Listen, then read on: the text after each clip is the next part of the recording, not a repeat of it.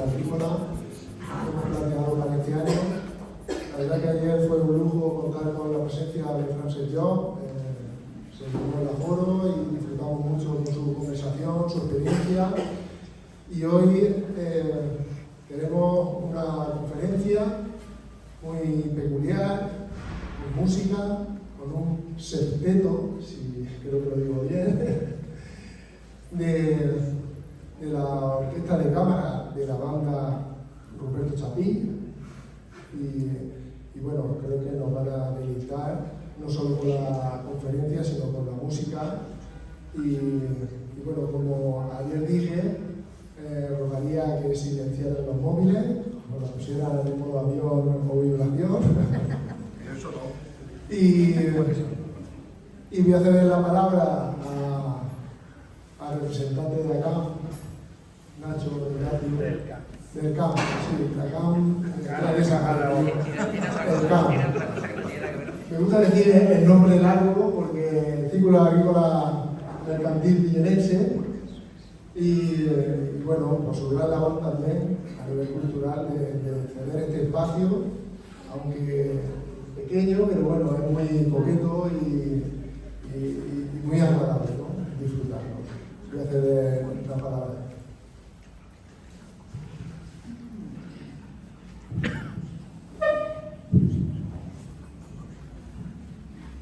Muy buenas tardes y gracias a todos por su asistencia a la presentación de esta conferencia que nos va a deleitar a la Esteban. Todo empezó a raíz de la presentación del libro que nos hizo en la Casa de la Cultura, ahora 2 años más o menos, cuando me empezó a rondar en la cabeza el poder hacer una conferencia relacionada con la música del libro que había oído, había visto la presentación, además de las partituras que llevaba impresas en él. Le estuve dando vueltas, entonces pude hablar con mis amigos del Salicornio y por la sede universitaria para exponerle la idea que yo llevaba. Ellos enseguida la idea la captaron y fuimos para adelante. Y hoy, después de mucho trabajo, pues estamos aquí y vamos a disfrutar de una gran conferencia acompañada de una música que se oía en el siglo XVI. Y espero de que sea del agrado de todos ustedes y disfruten de esta conferencia, de esta gran villenera que tengo a mi lado, que es Ana Esteban. Muchas gracias.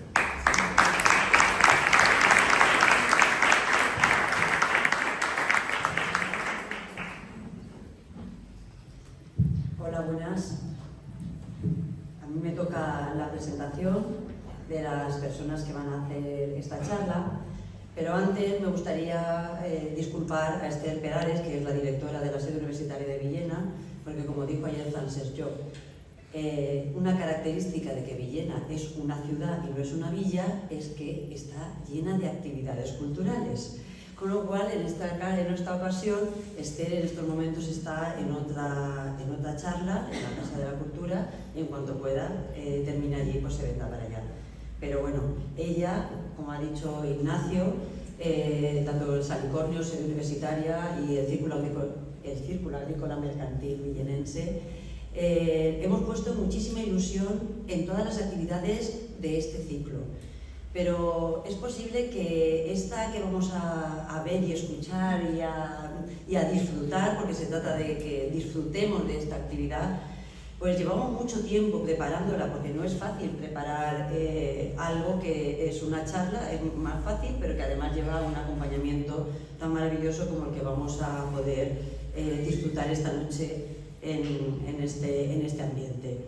Así es que hemos mimado mucho y creo que va a salir muy bien. Bueno, pues muchas gracias a todos vosotros por la asistencia, muchas gracias a la Sociedad Musical Ruperto Chapí, a la concejala Ana Cerdá, que también ha venido a acompañarnos. Y como me dijo una vez el Loli Fenor, dices, ¿qué hacen los currículos muy cortos? Tienes que decir realmente lo que son las personas, que hay que conocerlas. Y yo cuando estaba preparando el currículum de Ana, que es inmenso, decía, ¿por dónde recorto? Oía a Loli Fenol diciéndome, hay que decirlo todo. Así es que allá voy.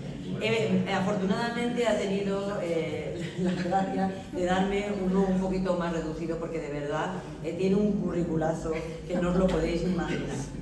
Así es que voy a empezar a presentar a nuestra ponente, que nos va a presentar o a contar pues el Carlos I músico, que lo tiene en este libro, que yo sí me lo he leído, y que, porque me lo dejó Ignacio cuando me propuso hacer esto, que me pareció una idea estupenda, y desde entonces lo he apadrinado yo y no se lo he dejado. Ya le dije, hasta que no termine esto yo no te lo dejo.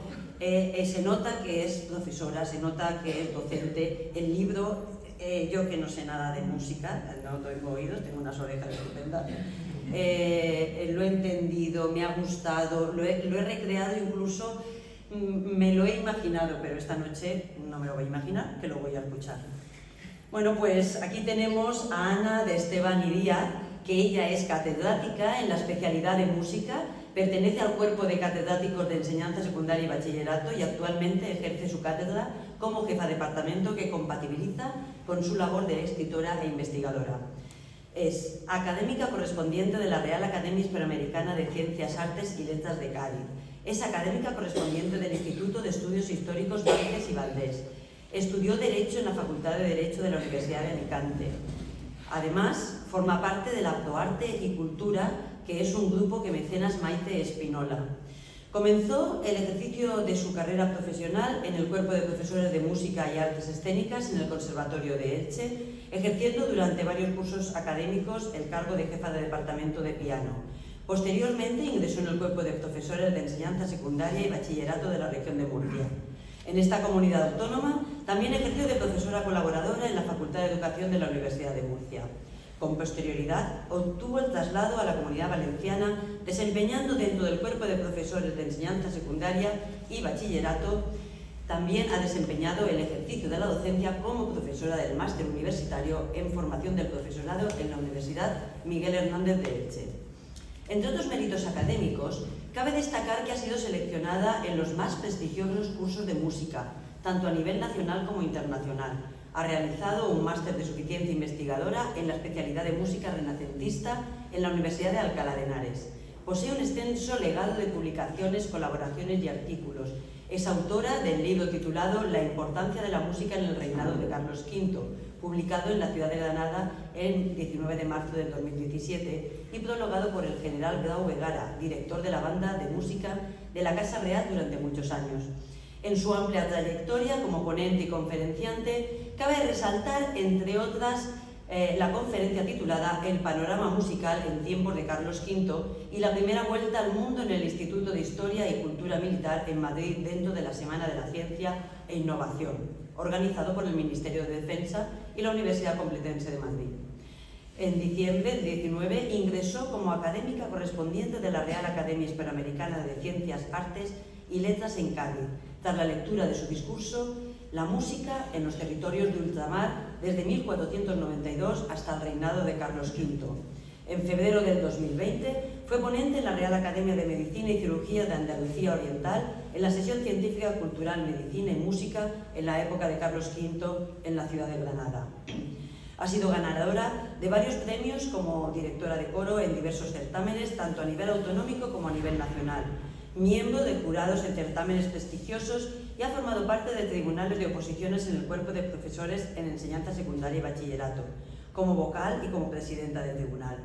Recientemente ha formado parte de la Comisión de Selección de Directores del Cuerpo de Profesores de Educación Secundaria de la Consellería de Educación de la Comunidad Valenciana como miembro vocal. Esta noble y entregada dedicación a la música no le ha impedido cultivarse en otras áreas de su rica y polifacética personalidad. Es especialista en danza histórica y renacentista. De hecho, desde el 2000 hasta la actualidad, viene organizando exhibiciones de danza histórica y contemporánea para la clausura del curso académico. Esto lo tendremos que hablar para el año que viene. Ha participado en diversos congresos organizados por la Universidad de Salamanca y del Ministerio de Educación, coordinadora, presidenta del Comité Científico de Congresos Internacionales sobre el reinado de Alfonso XIII y sus relaciones internacionales, en colaboración con la Universidad de Sevilla, Pablo Olavide de Sevilla y Alcalá de Henares, Pontificia de Salamanca y Universidad de Navarra. Cabe resaltar su trayectoria como concertista de piano en calidad de solista y de música de cámara a lo largo de su carrera profesional. Ni que decir tiene que su faceta académica de piano en calidad de solista y de música de cámara, ni que decir tiene que su faceta académica e investigadora está vinculada a la villa de Sax y, con seguridad, procedente de su ancestro historiador Bernardo Herrero Ochoa, que es el primer historiador que escribió la historia de Sax. Para concluir, es necesario mencionar que su amor por la música procede de su más tierna infancia, potenciado por su madre, también docente y profesora de piano, y de su vínculo con Villena, Alicante, su tierra natal, ciudad que por sus insignes compositores queda vinculada en el devenir de la historia en el arte de las musas. Y me voy a permitir leer unas palabras que no son mías, bueno, estas tampoco, que son del epílogo de Ambrosio Martín, que me gustó, me hizo mucha gracia, que dice: refunfuña, también hay que ver la parte personal, refunfuña ante la informática y sus dichosos aparatos, pero como contrapunto no ve dificultad en el complicado piano, sobre el que agiganta y se interpreta como los ángeles. A pesar de ello, señoras y señores, como la Calas es divina.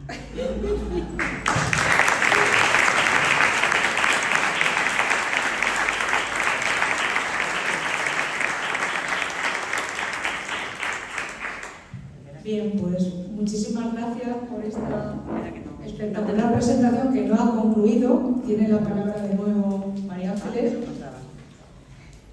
Para no hacer un parón entre lo que sería la conferencia, que lo hemos estado comentando Ana y yo, para no hacer un parón entre lo que sería la conferencia y luego lo que es la música, interpretada por, como hemos dicho, la Sociedad Ruperto Chapí a la cabeza, Alba María Ujeda Rivera. También voy a presentarla, levántate por favor que te vean, o vente aquí, exacto.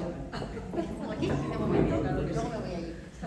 Así ya no tenemos que hacer ninguna intervención, así es que voy a presentar a Alba, que también me ha pasado su currículum. Alba María Ujeda, natural de Villena, comienza sus estudios musicales en la especialidad de violín a los 9 años en el Conservatorio Municipal de Villena. En el 2004 obtiene una tesis de grado medio en la modalidad de cuerda en la 16ª edición del concurso Jóvenes Intérpretes Ruperto Chapí de Villena. Durante sus años de formación como violinista, ha tenido la oportunidad de formarse como violinista de renombre a nivel nacional e internacional como Miguel Borrego, Sergei, Teslia, Margarina, Marsella o Joaquín Palomares, y ha formado parte como componente titular de numerosas orquestas sinfónicas de todo el Levante español, en las que ha tenido la oportunidad de realizar conciertos en multitud de ciudades españolas, Francia, Austria, Eslovenia y Estados Unidos. Finalizó el grado superior de violín en el 2012 y el grado de dirección en el 2023 en el Conservatorio Superior Manuel Masotti Little de Murcia. Desde entonces ha seguido ampliando su experiencia profesional violinista en orquestas, entre las que destaca la Orquesta Sinfónica de la Región de Murcia, el segundo concierto académico, y la Orquesta Sinfónica Ciudad de Elche. Su labor como directora la ha llevado a formarse con directores de la talla de Enrique García Asensio, Ignacio García Vidal, y ha estado al frente de formaciones entre las que se encuentra la Capilla Musical Domina Virtutum de Villena, la Masa Coral Mare de Déu de Gracia de Villar o la banda La Unión Artística Musical de Fontanars de las Saforins. En la actualidad, compagina el estudio de máster en Pedagogía Musical de la Universidad Internacional de La Rioja con su labor docente como profesora en la especialidad de violín en el Conservatorio Profesional de Música de Jumilla y en la Escuela de la Sociedad Musical Ruperto Chapí, siendo además la directora de las respectivas orquestas de ambos centros educativos. Antes de aplaudir, tengo que decir que esto es un sueño de Ana y que Alba lo va a hacer realidad. Estoy súper contenta de esta actividad que hemos organizado y que va a ser fantástica. Así que a partir de ahora, olvídense de teléfonos, olvídense de relojes, disfrutemos y soñemos.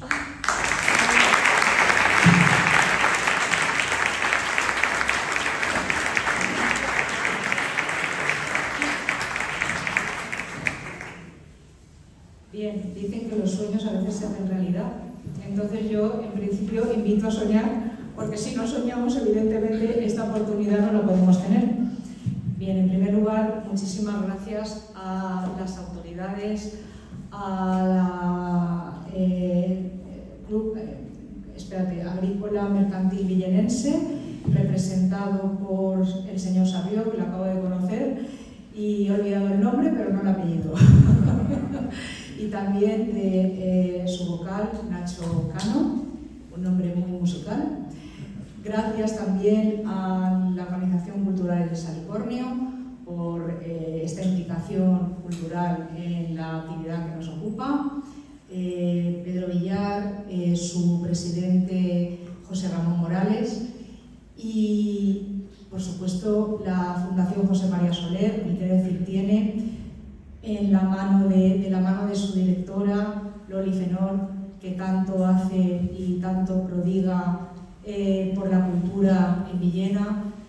De hecho, pues yo creo que en parte este quinto centenario, no digo que se lo debamos a Soler, pero sí que es cierto que de alguna forma este privilegio de ser ciudad pues fue don José María el que lo investigó y el que lo expuso a todos los habitantes de la ciudad de Villena.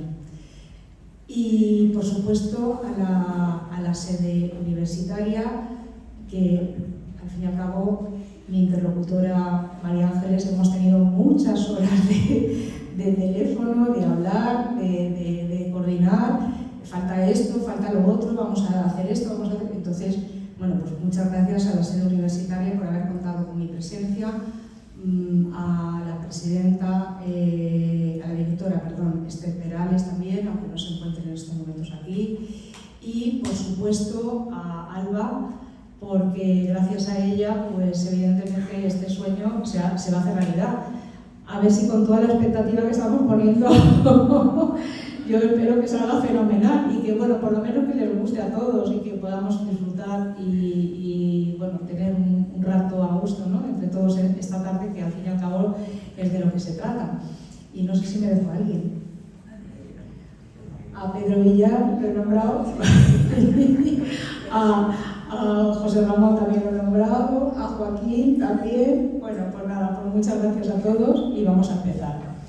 En primer lugar, yo quería, antes de dar paso a la conferencia pura y dura, ver un pequeño vídeo que son 5 minutos, y de esta forma nos vamos a hacer una idea recogida de lo que es tanto lo que es la base, digamos, que he utilizado de los documentos pictóricos y auditivos, que también, porque también en este vídeo se escuchan obras que luego van a interpretar la Orquesta de Cámara Ruperto Chapí, que por supuesto merecen todo mi agradecimiento. Qué duda cabe. Entonces, si les parece bien, empezamos por aquí y ya.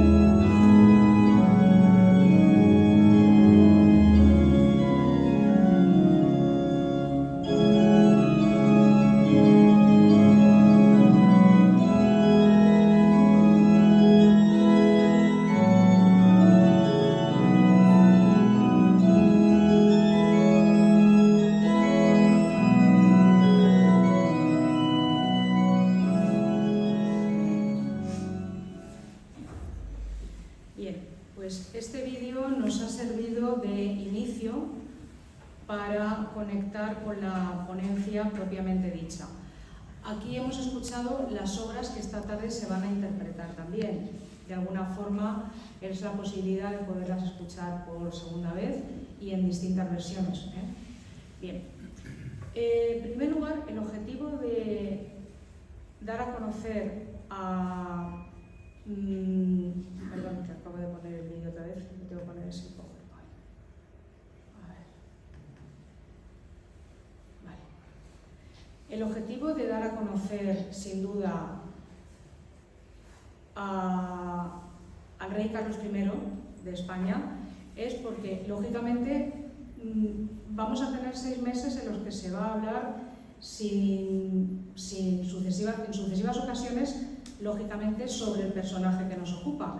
Pero ¿alguien va a hablar sobre la música en el reinado de Carlos I y sobre la sorpresa que yo me llevo cuando estoy investigando esta época y me doy cuenta que el rey era músico? No sé, espero que alguien también lo pueda hacer, porque es una forma de complementar esta primicia, de alguna forma, que para mí es lo original que tiene esta ponencia, porque claro, hablar de Carlos I tenemos cientos de libros que tratan sobre el emperador, sobre Carlos V, Carlos I, el Sacro Imperio Romano Germánico, etc. Pero realmente vamos a tocar otro aspecto distinto de la figura que nos ocupa. Entonces, en primer lugar, vamos a ver cómo era la música en el Renacimiento en general y después ya vamos a pasar a lo que es la música en particular en el reinado del rey Carlos. Bueno, pues primeramente la palabra renacimiento significa, como su nombre indica, volver a nacer.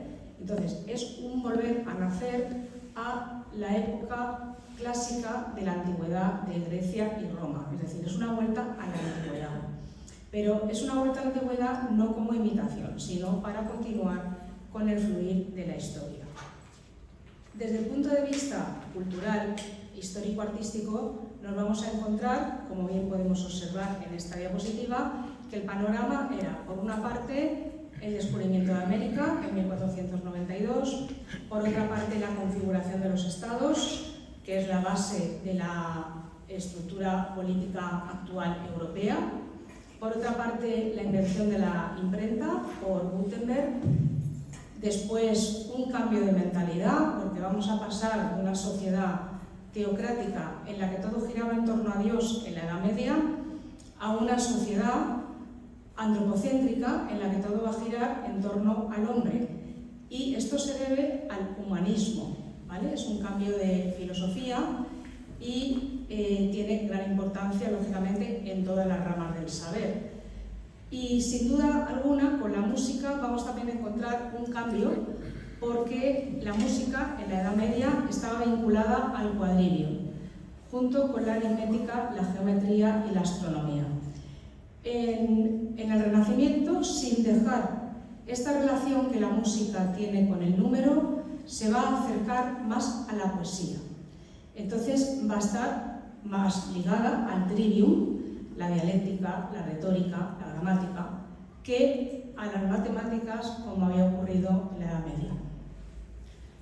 Bien.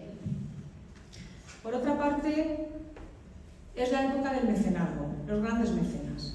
¿Quiénes van a ser los grandes mecenas? Pues principalmente reyes, papas y grandes nobles.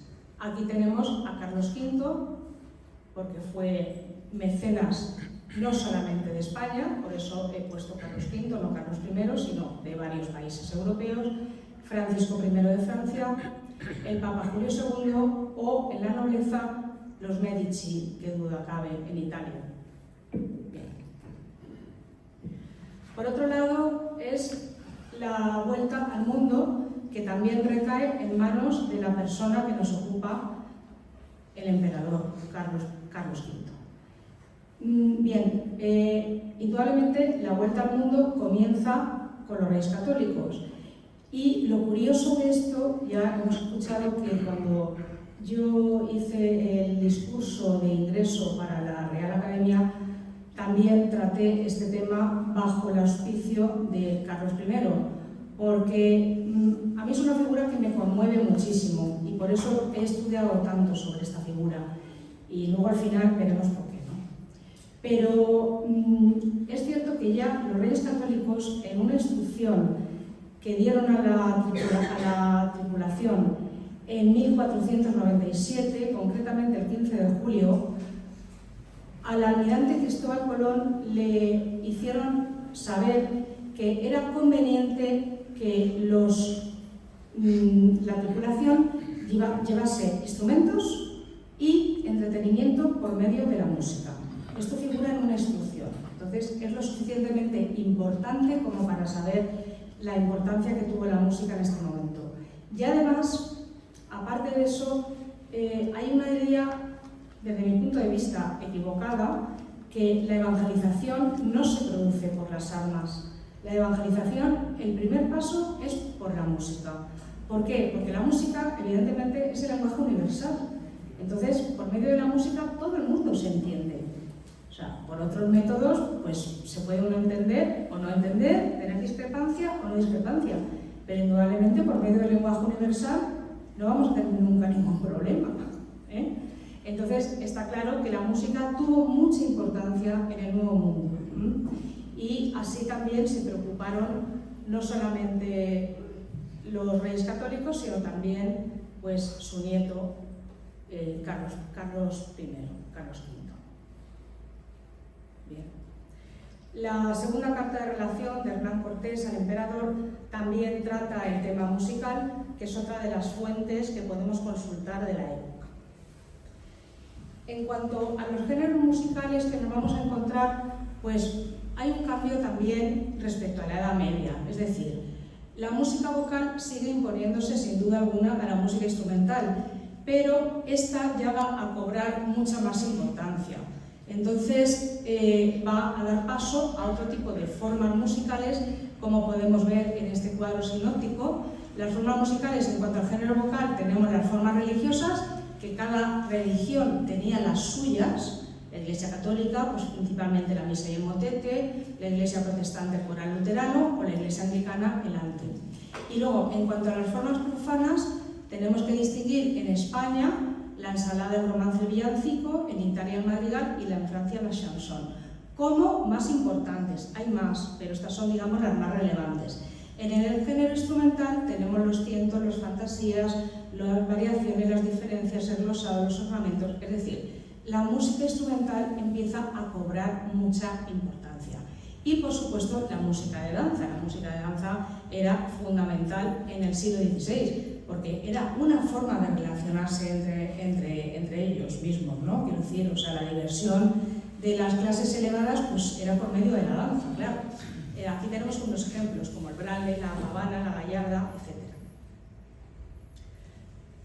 Bien, en cuanto a los libros, o más bien cómo era la función de las clases dominantes de la época. Vale, pues nos vamos a basar en dos libros fundamentalmente. El Príncipe de Maquiavelo, que era importante en esa época, y El cortesano de Castiglione. El cortesano de Baltasar de Castiglione fue el libro de cabecera de los nobles. Entonces, sin duda alguna, además de hecho me van a permitir que lea algún fragmento del propio libro porque resume muy bien cómo era la época, es decir, cómo era el libro de cabecera de los nobles, en qué se basaban. Pues principalmente vamos a ver el aspecto musical, cómo comienza desde el principio hasta el fin. Dice o reza la cita siguiente del cortesano de Baltasar de Castiglione en el capítulo 10 del primer libro. Habéis de saber, señores, que este nuestro cortesano, a vueltas de todo lo que he dicho, hará al caso que sea músico. Y además de entender el arte y cantar bien por el libro, ha de ser diestro en tañer instrumentos, porque, si bien lo consideramos, ningún descanso ni remedio hay mayor ni más honesto para las fatigas del cuerpo y pasiones del alma que la música, en especial en la corte de los príncipes. O sea, indudablemente la música es una constante. Todo noble que de ello se preciase debía al menos tañer un instrumento, al menos uno. Al perfecto cortesano le pertenecía ser músico, así en saber cantar y entender el arte como en tañer diversos instrumentos. Creo que esto resume muy bien cómo era el libro de cabecera de los nobles.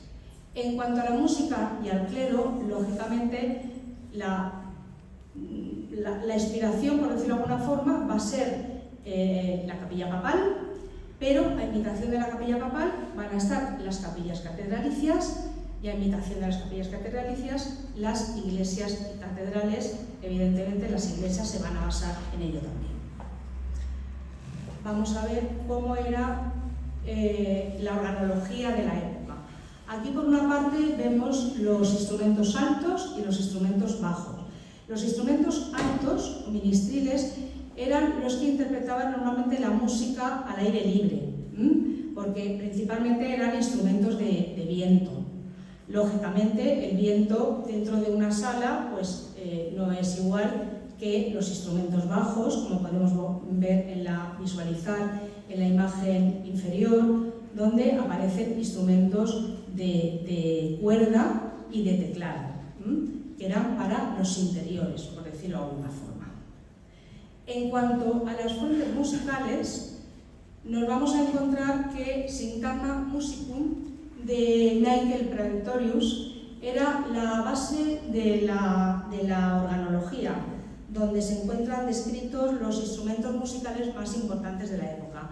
Pero también es verdad que existen tratados musicales españoles que recogen muy bien este aspecto que estamos comentando.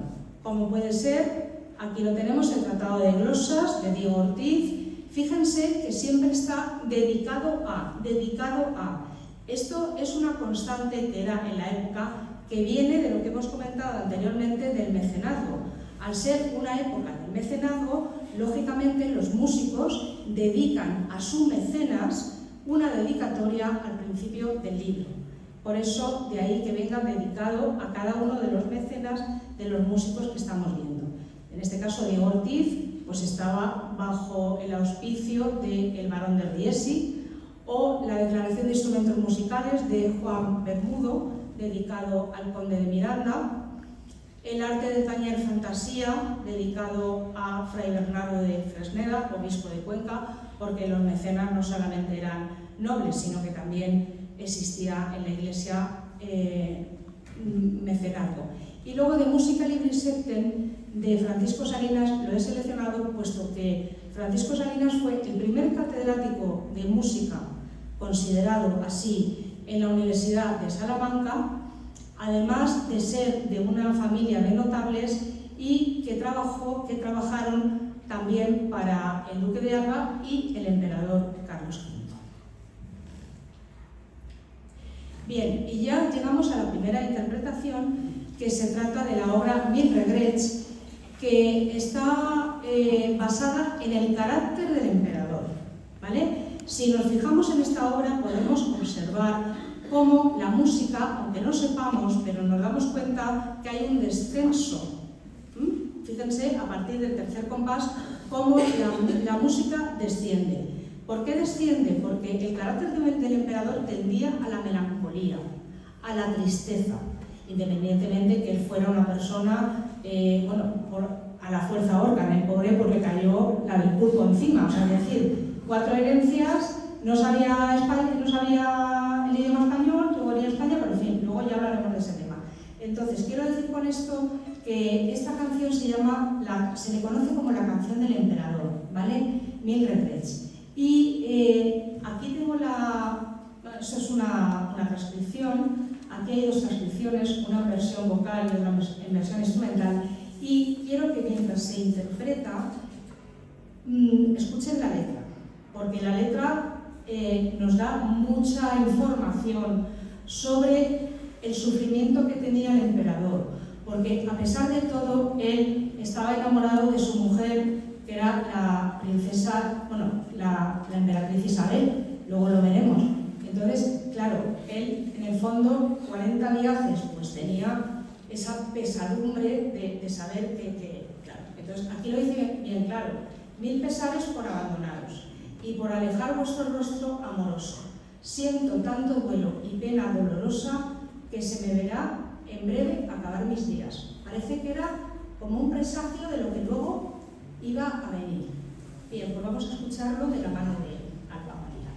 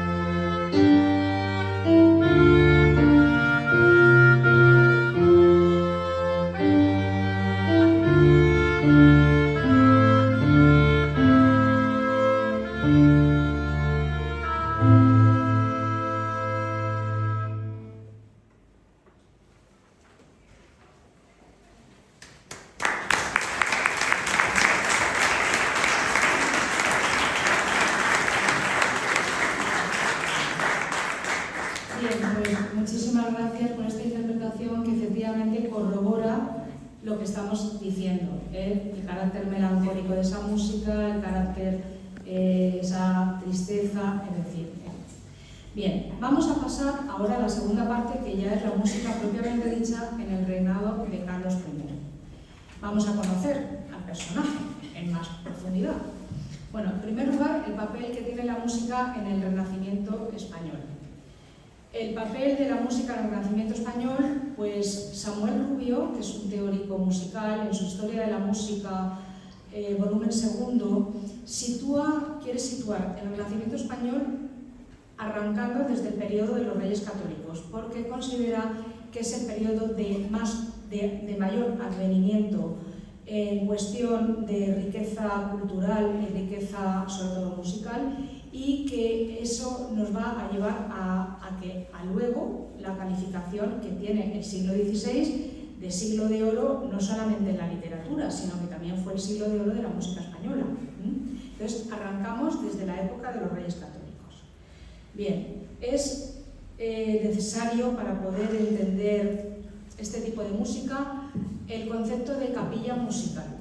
La capilla musical era un conjunto de músicos asalariados al servicio de un mecenas. Aquí he seleccionado estos dos retratos, tanto del emperador como de su hijo Felipe II, porque ellos fueron grandes mecenas. ¿De acuerdo? Entonces, si la música fue un privilegio en la época de Carlos I, en la época de su hijo Felipe II ya no os quiero ni contar. O sea, Tomás Luis de Victoria, Antonio de Cabezón, Cristóbal de Morales era muy amigo del emperador, pero quiero decir que también va a ser un periodo de mucha prosperidad. Bueno, vamos a ver quién era Carlos I. Bueno, pues Carlos I nació el 24, fijaos además qué coincidencia con las fechas, ¿no? O sea, es decir, que en Villena celebramos el aniversario, ¿no? que este año sea el 500, pero se ha celebrado siempre, desde el principio, el 25 de febrero, ¿verdad? Bueno, pues el emperador nació el 24 de febrero. Qué coincidencia con las fechas. Entonces, el 24 de febrero de 1500 nació en Gante el hombre más poderoso del mundo, Carlos I de España y V de Alemania. Aquí, en este cuadro, podemos ver a la reina doña Juana embarazada de Carlos. Y, bueno, y el padre, lógicamente, que era Felipe el Hermoso. Pero qué curioso que este personaje nuestro de hoy y de la ciudad de Villena, de la importancia para la ciudad de Villena, ya está marcado por la música.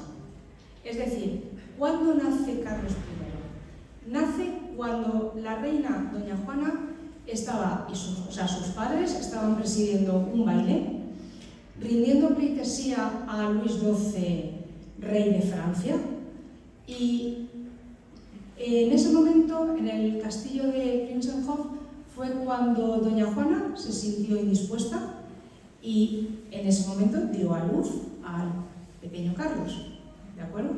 Entonces, fíjense cómo ya, de alguna manera, ese niño ya nace con la música, o sea, arropado por la música, ¿no? Entonces, esto es una cosa muy...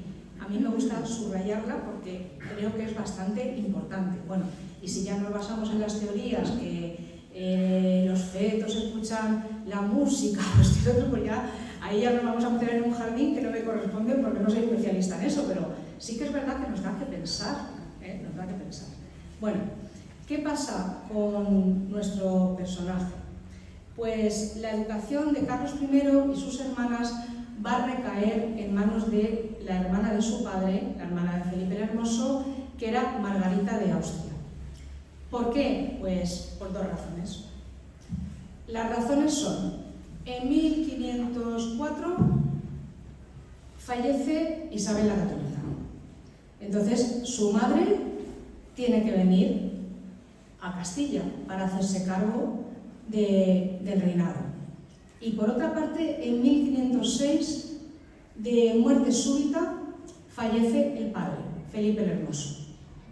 Bueno, pues entonces, lógicamente, los Estados Generales deciden que el rey Carlos, o sea, el duque, en este caso, el pequeño duque, pues va a hacerse cargo de los territorios que le corresponden. Entonces, musicalmente hablando, el rey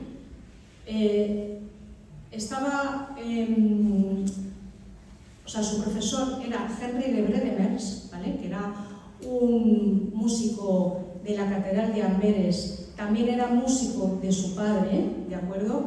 Y no solamente va a ser músico o el profesor de música del rey Carlos, sino también de sus hermanas.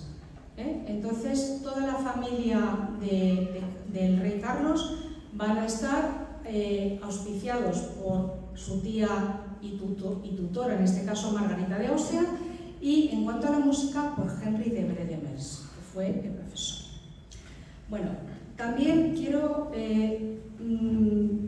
recitar textualmente un fragmento del famoso libro que todos conocemos, de Manuel Fernández Álvarez, Carlos V, el César y el hombre, porque hay un fragmento en el que reza lo siguiente, para que nos demos cuenta o apoyamos la tesis de lo que estamos invocando. Dice así Manuel Fernández Álvarez: Carlos V, artista por naturaleza, fue educado en el refinamiento musical desde la infancia. En primer lugar, porque ese era un excelente modo de glorificar a Dios. Y en segundo lugar, porque a través de la música era posible alegrarse y divertir espiritualmente el alma. A mí me gusta mucho este fragmento porque efectivamente apoya la tesis que estamos diciendo, que este niño ya nace bajo la música. Pero vamos a ver cuáles eran los antecedentes, o sea, es decir, las cosas no surgen de la nada, o sea, como estábamos comentando antes, sino que uno pues ha vivido un ambiente en su casa que de alguna forma le induce a seguir pues En muchas profesiones ocurre así, ¿no? O sea, hay profesiones que son prácticamente heredadas, la medicina, la docencia, la abogacía, o sea, pensamos en tantas personas que conocemos todos que han heredado las profesiones de sus padres, pues entonces en este caso la música la hereda también Carlos de sus ancestros, que eran los duques de Borgoña. Hablamos por parte paterna, ¿de acuerdo?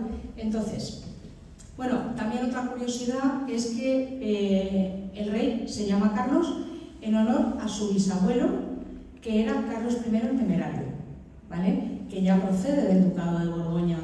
Entonces, ¿quién fue el duque de Borgoña? Bueno, el ducado de Borgoña fue próspero en todos los sentidos. Tenía territorios para aburrir, pero sobre todo musicalmente hablando se presentaban ante otras cortes europeas por medio de la música. Hacían regalos musicales a otras cortes europeas.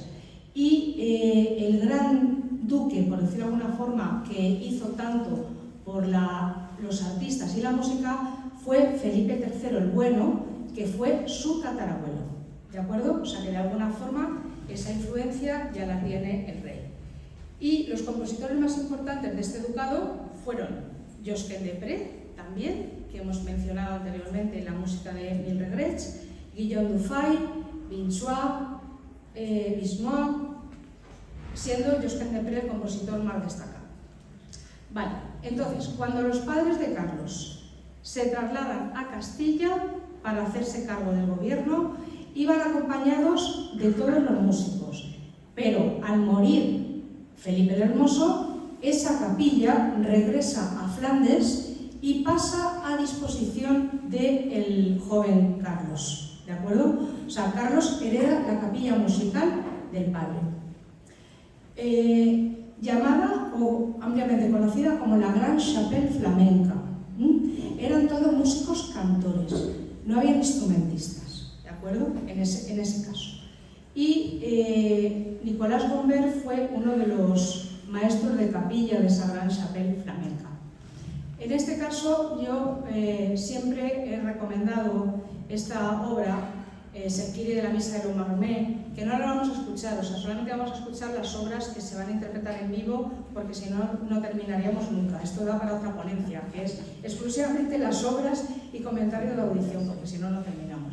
Entonces, en este caso, el Kyrie de la Misa de Lomarmé de Dufay, que pertenece al Ducado de Borgoña, pues es muy significativa, como la he señalado, porque ahí tenemos una base musical que es la de L'Homme Armé, que procede de la Edad Media y que los compositores renacentistas utilizaron en sus obras como base. Bien, la herencia del emperador, lo que estábamos comentando antes. 4 herencias. Por una parte, la herencia de María de Borgoña, su abuela, el Ducado de Borgoña. Por otra parte, la herencia de su padre, Felipe de Habsburgo, la Gran Chapelle Flamenca, la hereda de su padre. Por otra parte, Isabel de Castilla y Fernando de Aragón. Al morir la reina Isabel, las capillas musicales de Aragón y de Castilla se unifican en una sola, que también lo hereda el emperador. Bien, y entonces, pues, la verdad es que el pobre le cae la del grupo, o sea, esto hay que decirlo, porque se encuentra con todo eso. Estamos aquí tratando a nivel musical, pero bueno, a nivel de gobierno y a nivel de todo, pues es el colmo, es el colmo. Bueno, entonces, ¿qué pasa? Que también ocurre, en este caso hay una obra que van a interpretar, que se llama Triste España sin Ventura, de Juan de la Encina, porque no he querido dejar de lado esta obra, puesto que refleja muy bien que hubiese podido cambiar el mundo si el príncipe Juan, que era el hijo de los reyes católicos, hubiese vivido. Pero el príncipe Juan, que era el que le correspondía heredar el reinado, pues falleció con 17 años en Salamanca. Entonces, Triste España sin Ventura es una obra que está referida es un lamento realmente, a la muerte del príncipe Juan, y el autor es Juan de la Encina, que era también el maestro de capilla del Ducado de Alba, ¿de acuerdo? y bueno, la vamos a escuchar sin más.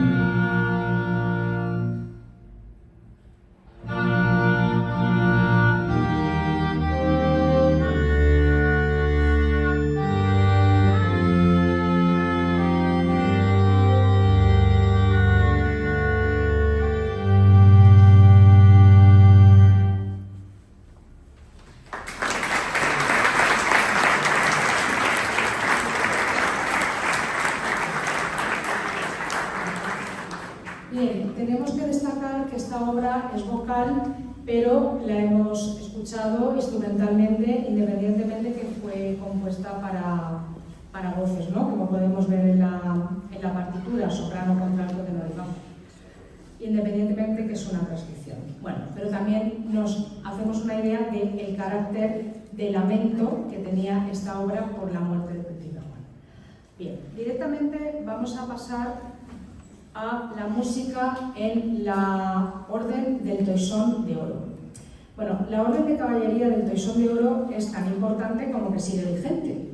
O sea, es decir, en la actualidad todos sabemos que el rey heredó de su padre, el rey le dio a su madre, la reina Sofía, hace poco tiempo la orden la insignia del Toisón de Oro, a la princesa Leonor también. O sea, es decir, que lo curioso de todo esto es que vamos a ver muchas cosas que siguen vigentes, que no se han derogado bajo ningún concepto, ¿no? Por la fuerza que esto tenía.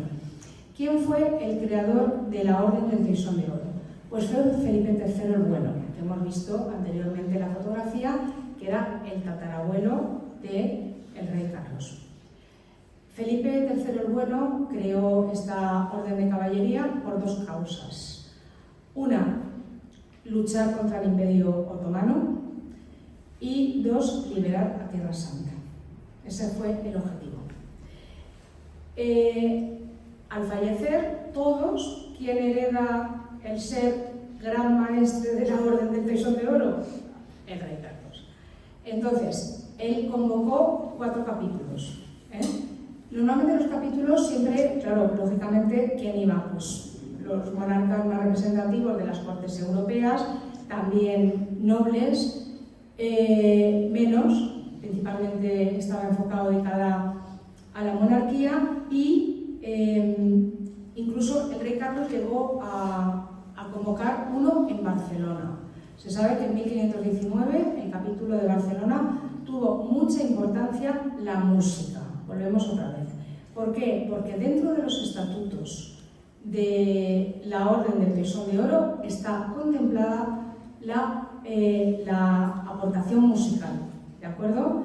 Hay diferentes, intervenciones por parte de la música, bien sea en cuanto a los banquetes, en cuanto a los torneos, en cuanto a las celebraciones, pero la música en los estatutos es de obligado cumplimiento, ¿vale?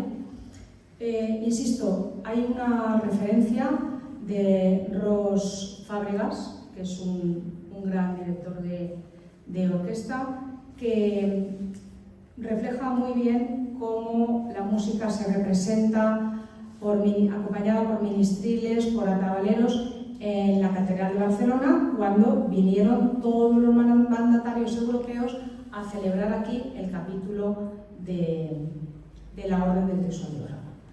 Bueno, hay una obra bastante importante que es de Tomás Crequiñón, Andreas Christifamulus, que se interpretó en el capítulo que convocó el emperador en 1546 en Utrecht. ¿Vale? la capilla musical, las capillas musicales del rey Carlos, ¿cómo eran? Bueno, pues hay que distinguir la capilla vocal por un lado, las capillas instrumentales por otro. La capilla vocal, ya hemos hablado antes de ella, no voy a repetir otra vez, la Gran Chapelle flamenca, sabemos lo que era el maestro de capilla era el que dirigía esas capillas que eran conjunto de músicos dependientes de un mecenas. Bueno, esa formación pues, incluía mozos de coro, ministriles, organista, es decir, todo lo que componía una capilla musical que, ojo, en Villena la teníamos también. O sea, en Villena con Ambrosio Cotes fue director de la capilla musical en Santiago de Villena. ¿Al servicio de qué mecenas? Medina. O sea, quiero decir que esto no es tan extraño lo que estamos tratando, sino que si nos vamos a aterrizar en nuestra tierra, aquí hemos tenido capillas musicales. Bien. Vamos a ver. Las fuentes musicales de la época. Bueno, pues las fuentes musicales de la época más importantes eran los cancioneros. Los cancioneros lo que hacen es recoger todas las obras poético-musicales de la época y tenemos distintos cancioneros. El más conocido es el de Palacio, por eso vamos a plasmar esta fotografía, aunque no se aprecia muy bien, pero tenemos otros cancioneros también. El cancionero de la Colombina, como su nombre indica, recoge las músicas de la época de Cristóbal Colón, por eso se llama La Colombina y se conserva en la Catedral de Sevilla. El cancionero de Segovia, en la Catedral de Segovia, el cancionero de Uppsala, que pertenece al Duque de Calabria, el cancionero de Tarazona, el de Gandía, que pertenece al Duque de Calabria, el cancionero de Juan de la Encina o el de Montecassino, en Nápoles. Vale, es necesario mencionar otra joya que es el cantoral litúrgico de Carlos V. Vale, lleva el nombre del emperador y se conserva en la Biblioteca Nacional de Madrid y está dedicado al César Carlos. El texto y la notación se deben a Juan de Escobedo, presbítero y sacerdote toledano. Pero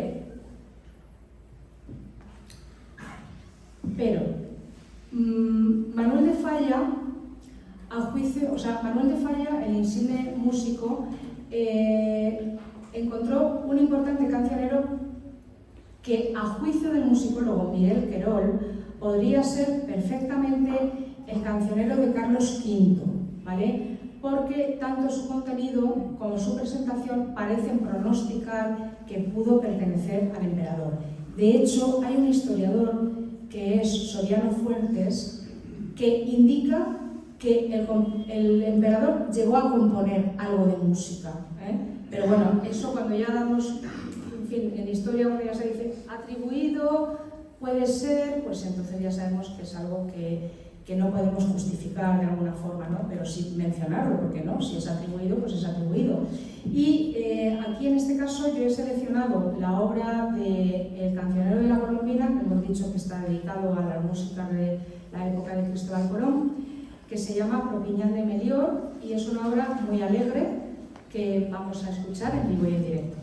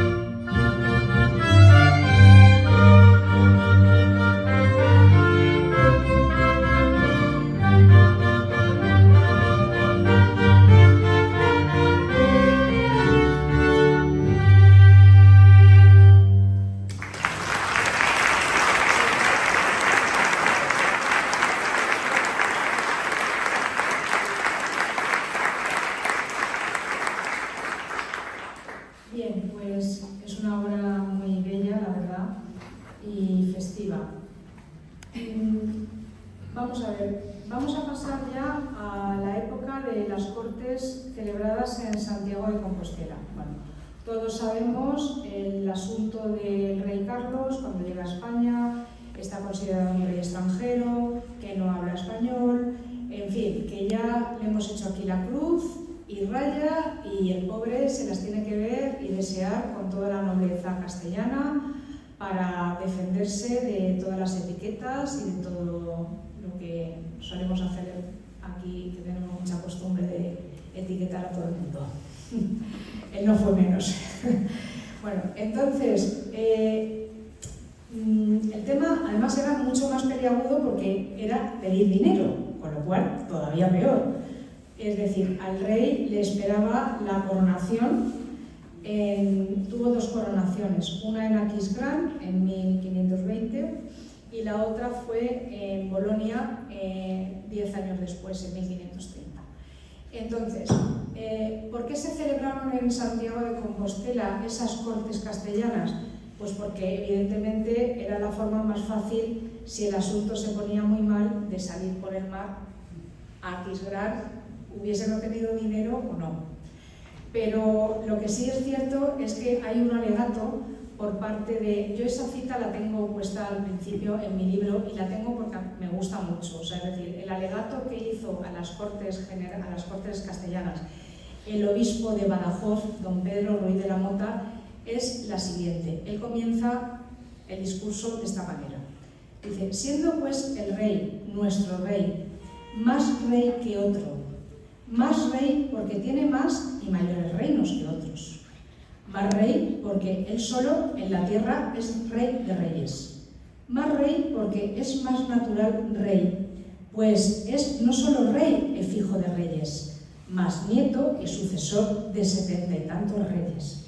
O sea, ese fue el inicio con el que presentó al rey Carlos ante las Cortes castellanas para apaciguar los ánimos, ¿vale? Y es verdad, todo lo que dice aquí es perfectamente justificable, no es nada que se ha inventado, o sea, es decir, se ha basado simplemente en la genealogía y entonces, pues esto. Bueno, yo no sé si los castellanos se apaciguaron o no, la cuestión es que el rey fue coronado en... Bueno, aquí tenemos en el Pazo de San Lorenzo de Trasouto, en Santiago de Compostela, el año en el que el emperador, pues, primero se retiró, en Semana Santa estuvo allí unos días, con el fin de estar un poquito, en fin, preparándose para lo que se avecinaba, y luego ya se celebraron las Cortes, primero en Santiago hubo un conato, una reunión, y luego ya en La Coruña, y ya de La Coruña ya partió para Aquisgrán. Bueno, entonces, entrada triunfal de Carlos V en Bolonia. Bueno, este es uno de las obras pictóricas que he seleccionado. Entonces, en Aquisgrán, como emperador del Sacro Imperio Romano Germánico, en esa actuación, en esa ceremonia, se empleó música, lógicamente. Entonces, Arnold Schlick, que era un organista alemán, interpretó unas obras en órgano para esta ceremonia. Y luego, en Bolonia, Nicolás Gombert, que era el maestro de capilla del rey Carlos, interpretó el Agnus Dei de la misa Surtus Regres. Hay una obra que, bueno, lo que tenemos que decir es que hay una característica del rey, que es, en España, la capilla instrumental, los músicos españoles, los eligió él mismo. Esto no era normal tampoco, porque que un rey elija a sus músicos, pues no es lo más normal del mundo, pero él, como estaba muy concienciado con la música, era músico, pues él mismo fue el que quiso elegir a los músicos españoles. Entonces, la Gran Chapelle Flamenca, que son los cantores, la trae de su padre, y los músicos españoles los elige él para su capilla instrumental. Vale, entonces, uno de sus amigos fue Cristóbal de Morales. Cristóbal de Morales fue un gran músico, estuvo muy unido al emperador y compuso la obra Jubilate Deo Omnis Terra. Bueno, esta era la de Nicolás Gombert. Jubilate Deo Omnis Terra, para celebrar la tregua de Niza entre Francisco I y Carlos V, ¿de acuerdo? Fue una de las obras que el emperador le encargó. Por otro lado, tenemos la batalla de Pavía, que este año precisamente se celebra el 500 aniversario, o sea, 1525, estamos en 2025, pues 500 años de que los españoles ganaron a los franceses en la batalla de Pavía.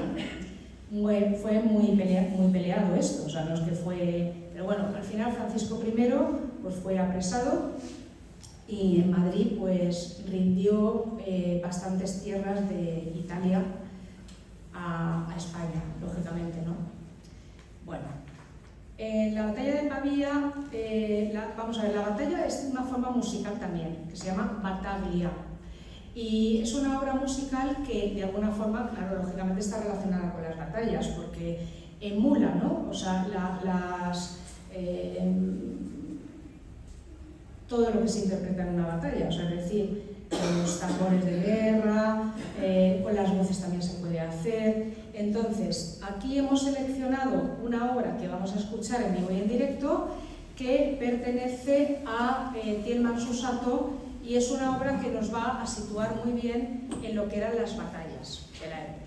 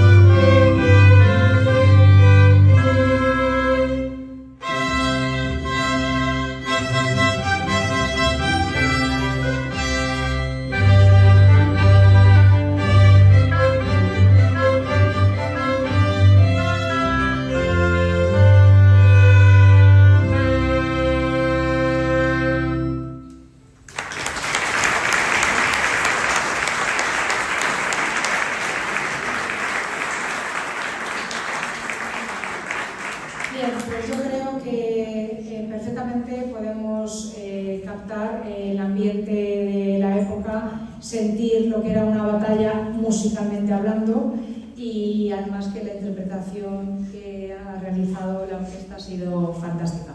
Muy bien.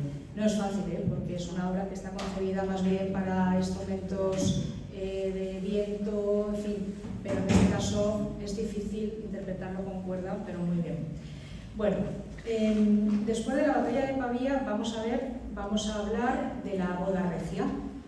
Vale, la boda entre Carlos I e Isabel de Portugal se produce el 10 de marzo de 1526 en Sevilla.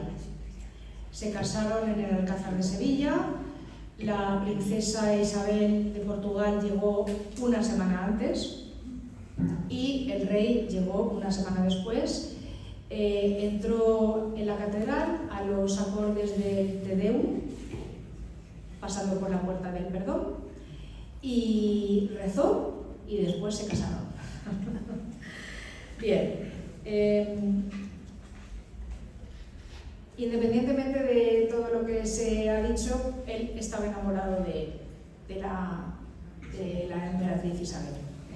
Falleció muy tempranamente, con 39 años de edad, pero bueno, es verdad que sí que tuvo otros hijos, eso es cierto, famoso Jeromín, Juan de Austria, pero esos hijos no los tuvo con él mientras estuvo casado con la emperatriz Isabel.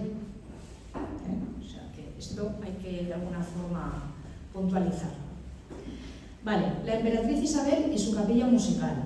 Bueno, pues la capilla musical de la emperatriz Isabel fue de un gran valor tanto arquitectónico, es decir, desde el punto de vista de los instrumentos que existían, y también desde el punto de vista de quién eran los músicos que estaban al cargo de esa capilla, porque entre ellos se encontraba Antonio de Cabezón como organista, es decir, un gran músico del 16 que formó parte de esta capilla. Esta capilla se encontraba en Toledo, ¿de acuerdo? La corte de la emperatriz Isabel estaba en Toledo. Y la audición recomendada, en este caso, son las diferencias sobre el canto de la dama le demanda de Antonio de Cabezón, que siempre, si la escuchamos, la vamos a escuchar en órgano, pero aquí vamos a tener la oportunidad de poder escuchar una interpretación de esta obra.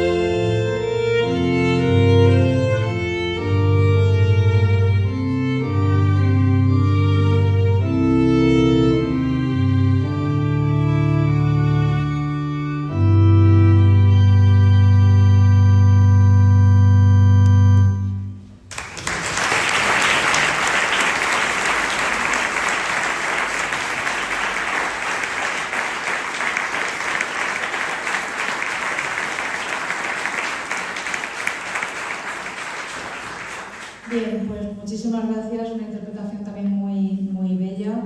Esta obra además es una obra que fue escrita por Antonio Cabezón para órgano, pero también es una pavana, que recordamos las músicas de danza, es una música que se interpretan en danza, y también es una música que se canta. Bel qui tiens ma vie, de Joanot Arbou. Es una obra muy bella. Bien, muchas gracias.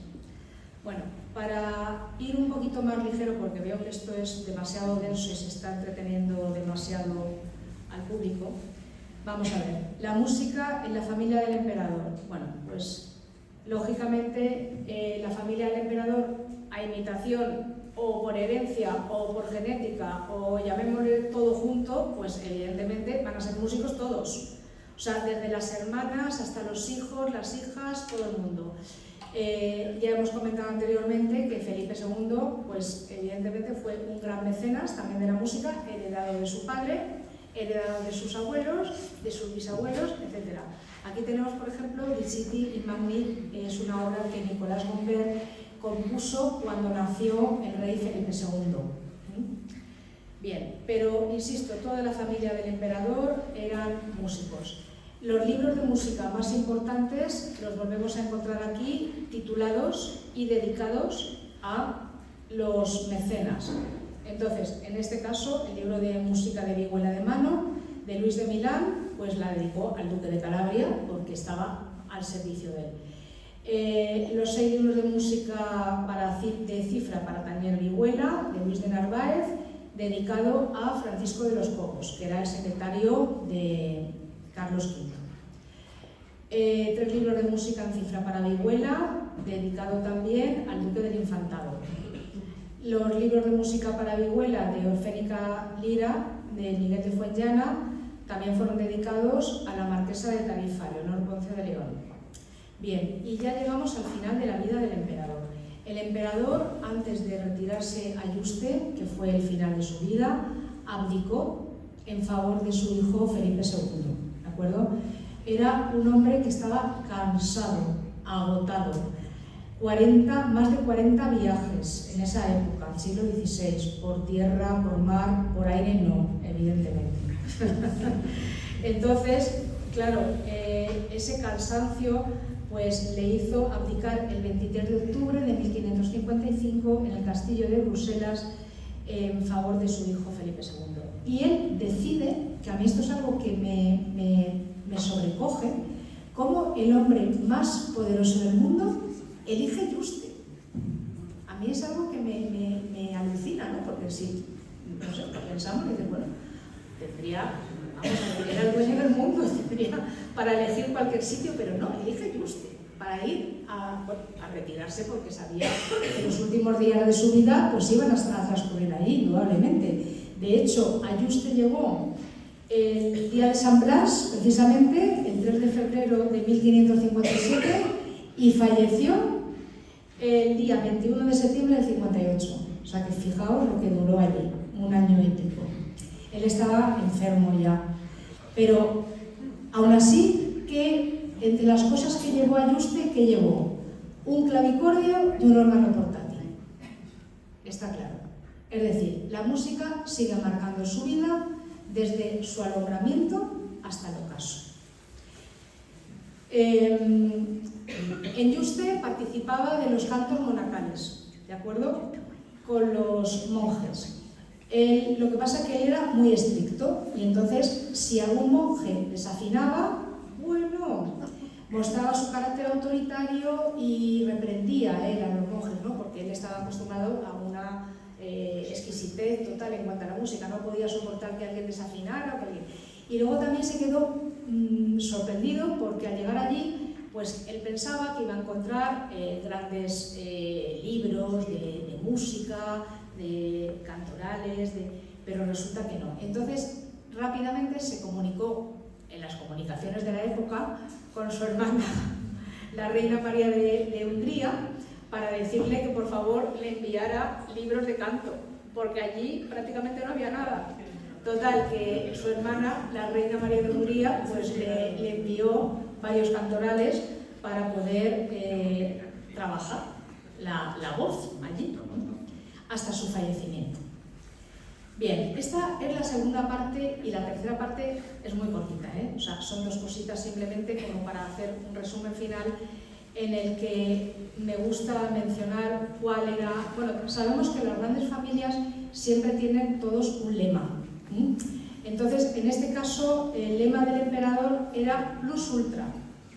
Pero, ojo, que volvemos otra vez a lo mismo.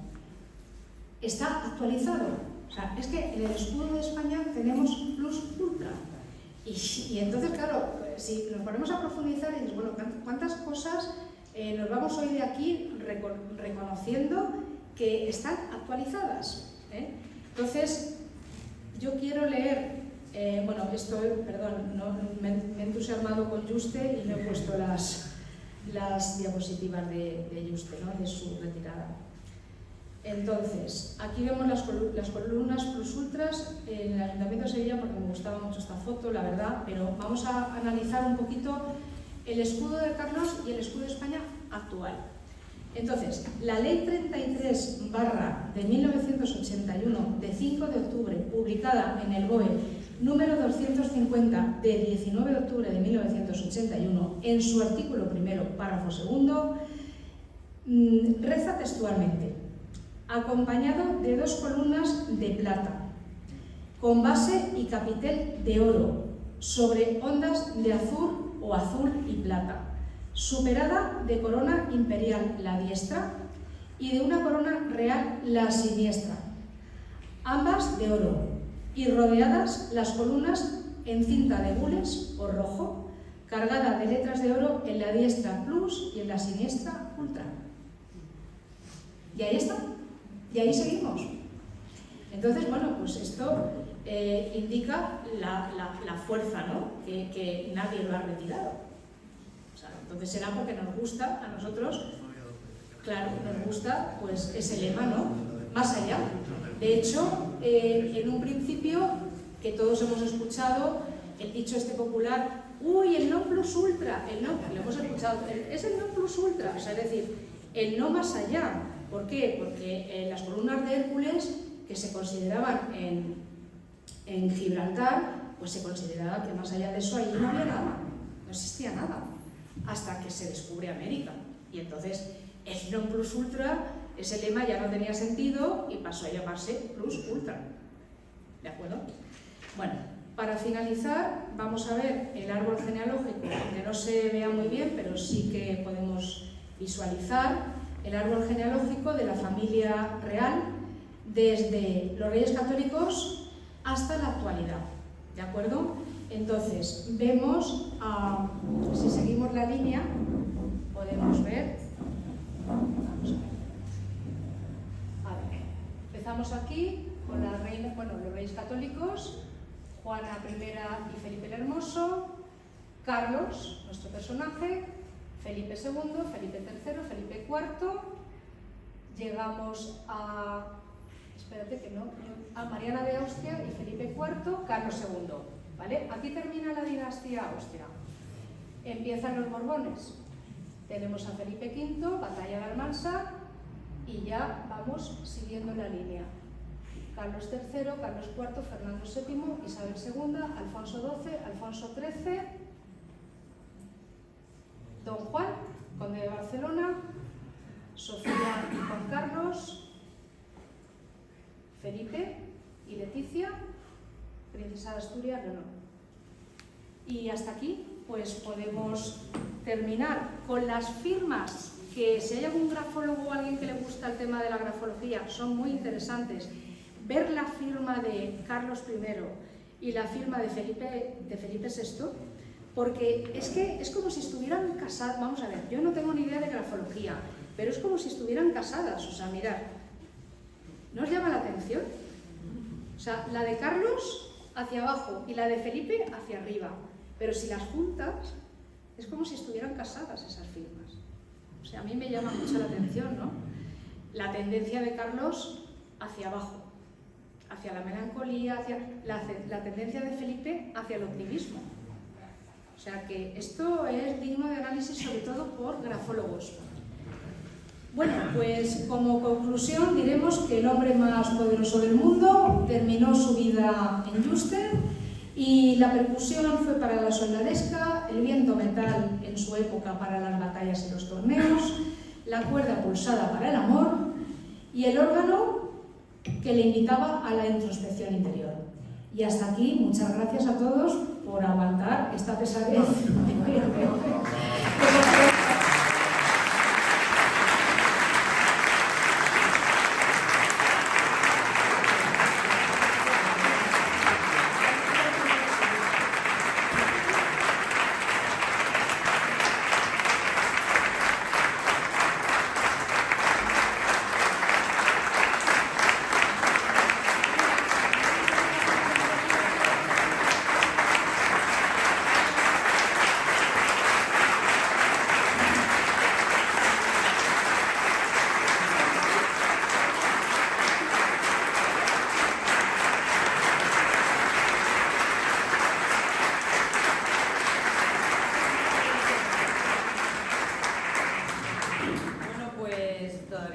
Algún ratito, darles las gracias a Ana, dar las gracias a Alba y a toda la orquesta, que ha sido, la verdad es que ha sido un espectáculo, hemos disfrutado muchísimo.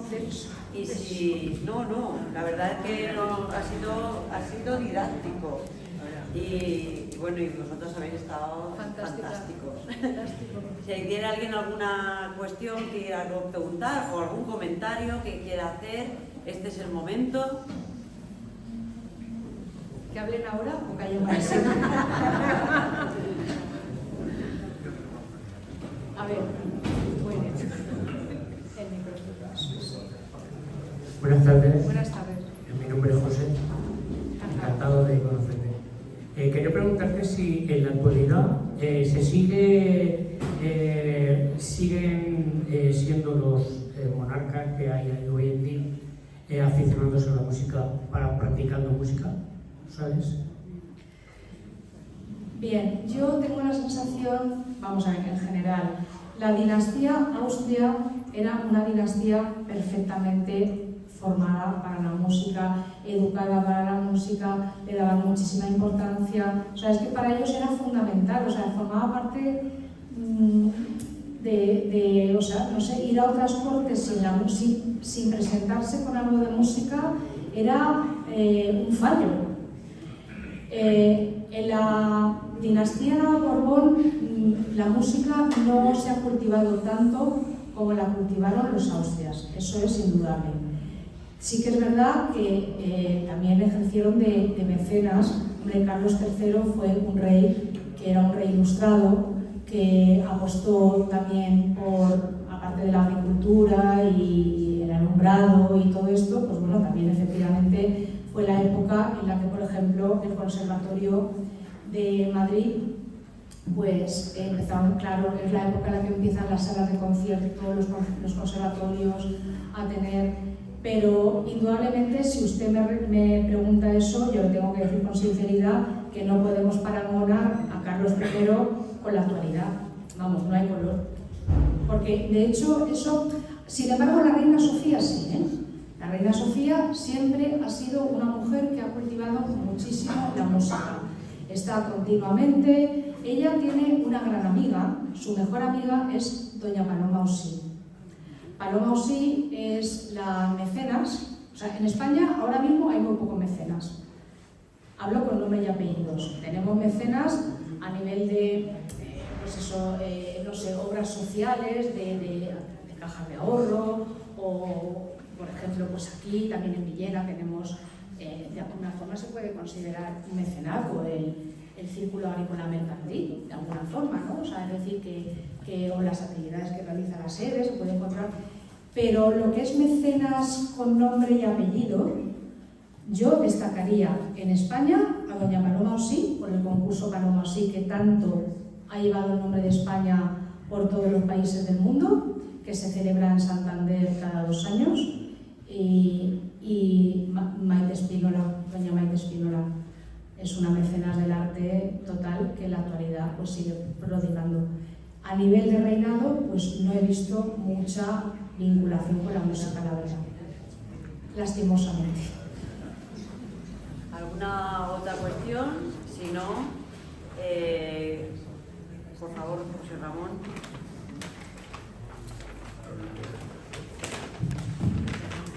Bueno, das la aclaración. Sí.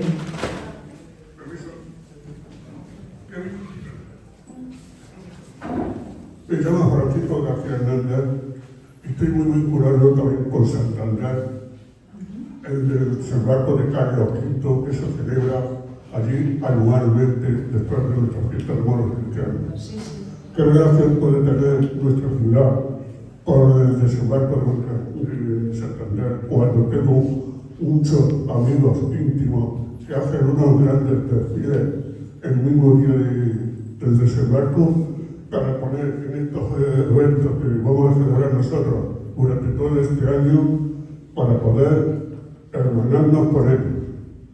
Pues a mí me parece una idea muy buena, la verdad. Sería muy oportuno, por ejemplo, yo lo digo a lo mejor tanto en este caso, ir los villenenses allí como que ellos viniesen aquí, por ejemplo, pues invitados por el muy ilustre Ayuntamiento de Villena, a que también quiero darle las gracias por todas las actividades y, vamos, felicitaciones por las actividades que se van a realizar durante este medio año en base a la efeméride que nos ocupa. Pues, oye, podría ser interesante, por ejemplo, invitarles a que pudiesen venir. Si estuviese aquí la concejala de Cultura, sí lo diríamos inmediatamente. Pero me parece muy interesante la actividad que usted ha propuesto. Hacer un desfile, por ejemplo, del desembarco de Laredo, ¿no? Se refiere a Laredo. Esta amiga mía de Santander está muy empeñada, muy lograda que nos uniéramos juntos, tanto nosotros como ella, y mantener, digamos, una coordinación con ellos para poder celebrar algún evento más notable de nuestra ciudad. Pues genial, aplaudo la idea. ¿Cómo puedo ser y tener la oportunidad de hacer el contacto con ustedes o con quien proceda? Hombre, yo creo que lo suyo es ponerse en contacto con la concejalía del acto de los actos del 5º centenario, ¿vale? Que los lleva Eva y Pepe Ayelo. Ponerse en contacto con ellos. Sí, yo creo que es lo suyo. Por escrito, yo creo que lo mejor es por escrito, por correos electrónicos. Sí, me parece muy interesante. ¿Hay alguna pregunta más?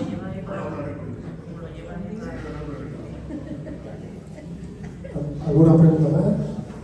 ¿Alguna pregunta o afirmación o yo qué sé, o comentario? Puede ser también, no tiene por qué ser pregunta. Puede ser un comentario. Bueno, pues si no hay ninguna cuestión más, me gustaría dar las gracias a la Orquesta de Cámara de la Sociedad Roberto Chapín y a Ana por su conferencia.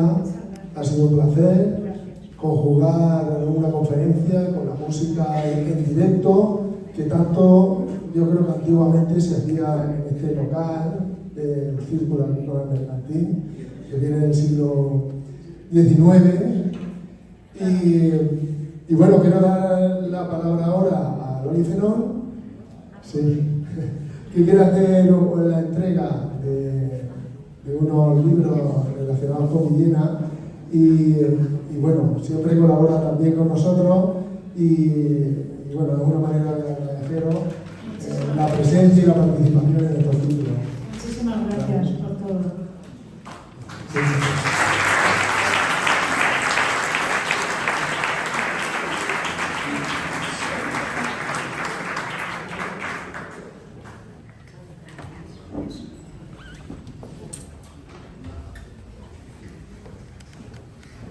Bueno, ¿quieren decir unas palabras?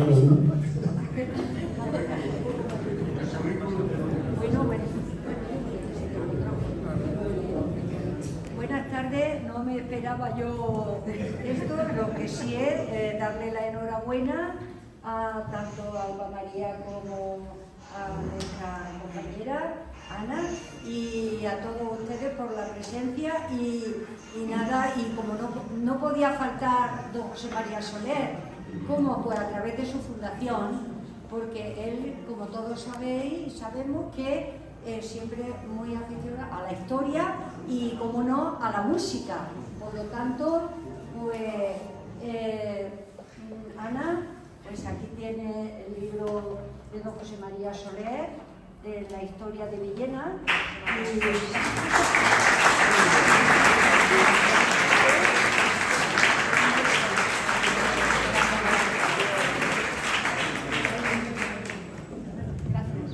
Y enhorabuena por Los libros maravillosos de don José María.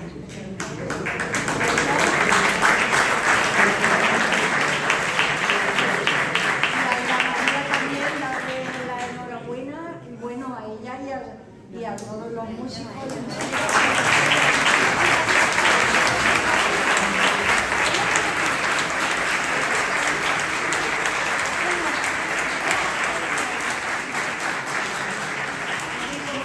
También don José María era un gran aficionado a la música, por lo tanto está presente con su libro El Cancionero Popular Villenense, y para que muy perdona que esté por delante, y entonces pues nada, decir que por eso está su fundación, para seguir trabajando sobre el tema. Como resultado de sus premios de investigación está la revitalización del cancionero popular villenense. Y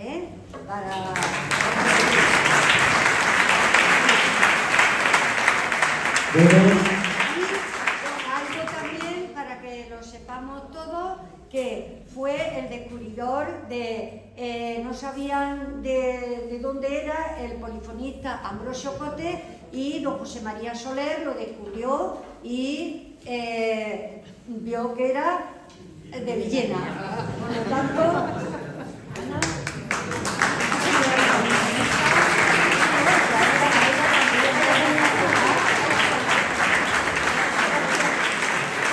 Bueno, para despedirnos, me estaban sugiriendo un bis.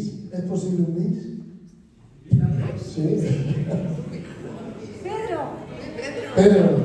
A Pichicato, venga, la última. A Pichicato. Venga, que sí. Bueno, pues con esta pieza musical os emplazamos a la siguiente conferencia, que será con la proyección de un vídeo muy interesante. Y bueno, os dejo con la Orquesta de Cámara y la Sociedad Rupert Chaplin. Muchas gracias por vuestra asistencia. La pavana de la batalla de Tilman Susato. A mí me gustaría hacer un apunte sobre este compositor, que fue uno de los primeros en emplear la imprenta musical que tantos avances supuso en la época y que nos ha ido trayendo tantas cosas buenas a posteriori, porque bueno, imagínense, cada papel de cada músico escrito a mano por todos los músicos que hubieran. Si habían 30 músicos, habían 30 papeles iguales escritos a mano, con sus errores y con sus problemas humanos, ¿no? Entonces este señor también contribuyó, haciendo un poco referencia a lo que decía Ana antes sobre la imprenta, pues al avance de alguna manera en la música de la época. Bueno, vamos a interpretar de nuevo la pavana a la batalla de Tilman Susato. Gracias.